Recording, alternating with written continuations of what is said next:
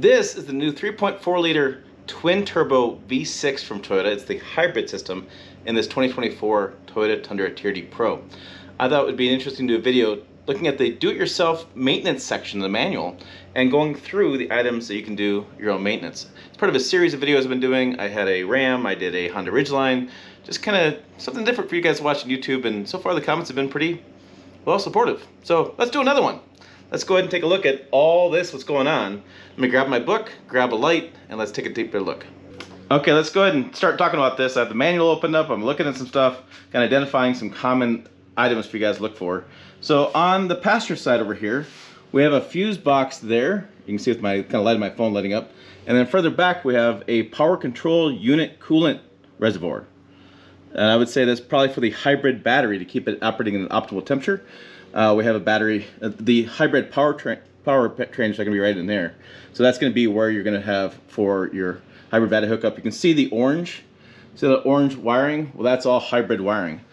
Interestingly enough, over here, before I get too much further, is I did notice that we have an air filter hookup right in here. It just has a couple clips, and here's your air filter. Now, what I say is interesting is because coming over here, I have the same setup. I have another one.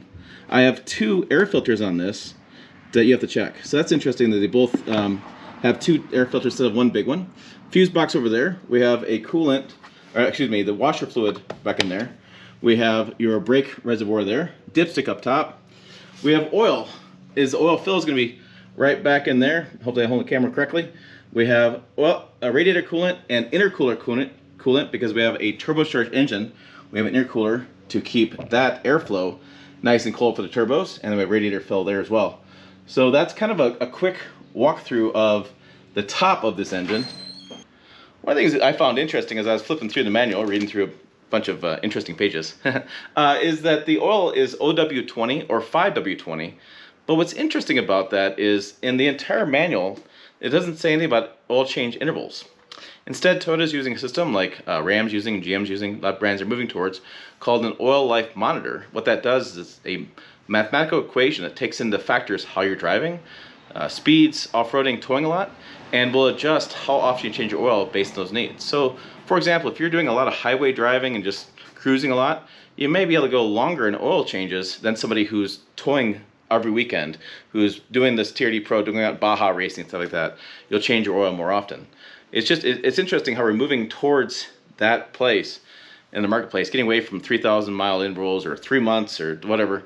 I mean, there's still a lot of people who believe in certain oil change intervals, and that's totally fine. Interviewed Valvoline, I've interviewed different engineers about this, and if you want to change your oil more often, have at it. But what they're saying is we have a bigger, we take more oil these days. This takes 7 quarts of oil, 7.7 with the filter if you change that out as well. We have more oil, we have better quality oil, and because we have more oil, more quality of oil, it allows the oil to not be under strain so much in everyday driving. So that's what it's saying. Oil change intervals are longer than they used to be. Okay, before we move away from the engine bay, I want to do one more thing. I want to pull the engine cover off. A lot of controversy about these engine covers these days. People think they are magnets for mice and rodents to build nests in. Other people think they're just useless. Automakers like them as far as keeping the noise down, direct injection engine, also heating up the exhaust system a little bit faster, so the catalytic converter is working at a more optimal temperature, reduce emissions. So, and then you have this down deadening again to keep that direct injection noise down. So, lots of different people, lots of different opinions, as you might imagine. So this is what's below the engine. You can see these air inlets coming in here, and their turbos love air. They want lots of air and lots of cooled air, which is the intercooler's job, to keep them cool. They love to run hot, but they want cooled air for the system. So, spark plugs. I don't know if spark plugs are do-it-yourself anymore. Yeah. So, one thing to keep in mind is that for guys like me, well, I'm on a ladder. So, not only am I on a ladder to like get up here to take the engine cover off, but I can't imagine being on this ladder and doing work in the engine bay because I have all of this to go over to get back to even look for the spark plugs. So if you're taller and you have patience, you can probably do your own spark plugs. If not, you may just want to do a dealership option there as well. I'm not sure. I'll leave it up to you guys in the comments, but yeah, I can barely reach, and I really can't even see the spark plugs. I'm sure they're somewhere. I'm sure I'm missing it. I'm sure you guys let me know, but yeah, that's pretty tight back there. Let's talk about the oil filter. So that's something you got to change.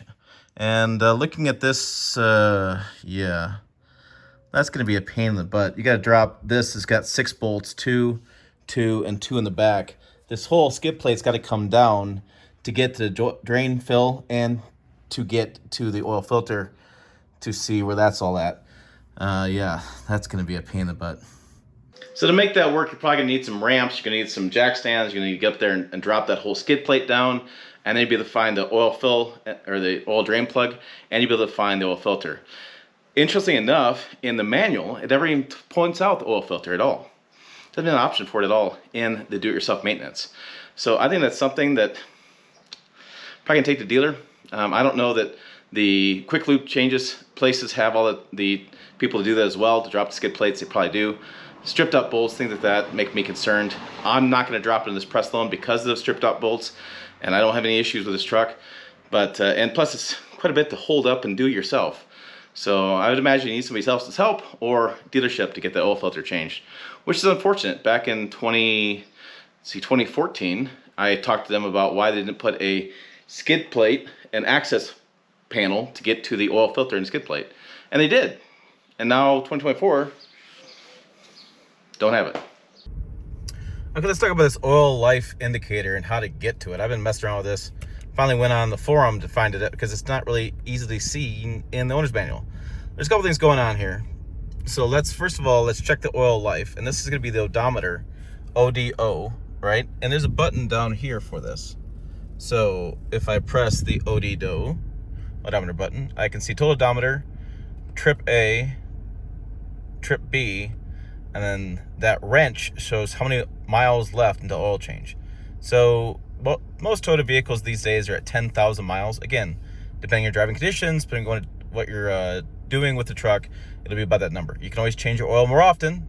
It's just that's where it's at. And then to go ahead and reset that indicator, you go down to vehicle settings, you hold, get in this sub menu, go down to maintenance, oil maintenance.